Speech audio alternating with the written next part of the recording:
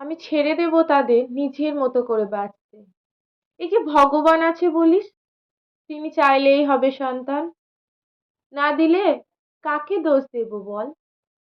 তাছাড়া কত ছোট বয়সে বিয়ে হওয়ার পরও অনেক মেয়েদের তো বেবি হয় না।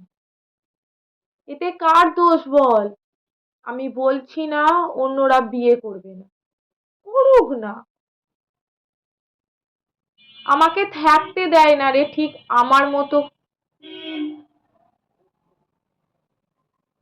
অনেক কিছু পাওয়ার আছে স্বামীর শাড়ি গয়না ছাড়াও।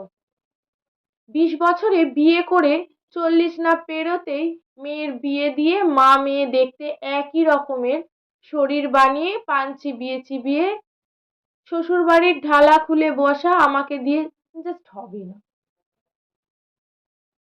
40 না পেরোতেই ছেলের বউদের সাথে সংসার সংসার খেলে নিজের অপ্রাপ্তি তাদের ইচ্ছের পথে দিয়ে সত্যি আমি সার্থক মা হতে কখনো চাইবো না, কখনোই না।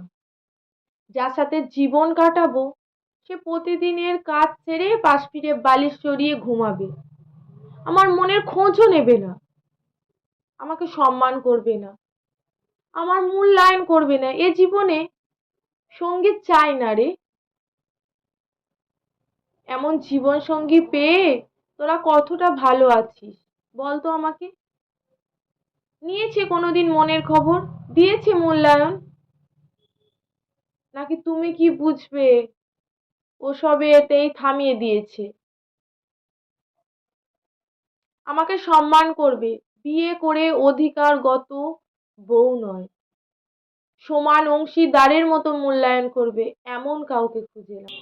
এমন কাউকে খুঁজে না পেলে থাকি না আরো 10-20 বছর অবিবাহিত, কি হবে তাতে? জানিস, 10 বছর ধরে শিক্ষকতা করছি, রাস্তা দিয়ে যখন হেঁটে যাই তখন আমার চেয়ে মাথা উঁচু কতক ছেলে মেয়ে সামনে মাথা ঝুঁকিয়ে নেয়। এই পাওয়াটা যে কতটা সম্মানে তা কি করে বুঝবি? এত কম বয়সে স্কুলের সেরা শিক্ষিকা হওয়া আমার কাছে অর্জন, তোদের কাছে সেটা সংখ্যা। বিশ্বাস কর, আমার কাছে ওটাই আমার অর্জন। বিশ্বাস কর, আমি সত্যিই ভালো থাকার মতো ভালো আছি, কোনো আক্ষেপ নেই আমার। তোরাও প্লিজ বিশ্বাস করে নে না, আমি বেশ ভালোই আছি। আমার হাসিটা আমার ভালো থাকার স্বাধীনতা। নমস্কার। বিয়ে কি সবার জীবনের জরুরি?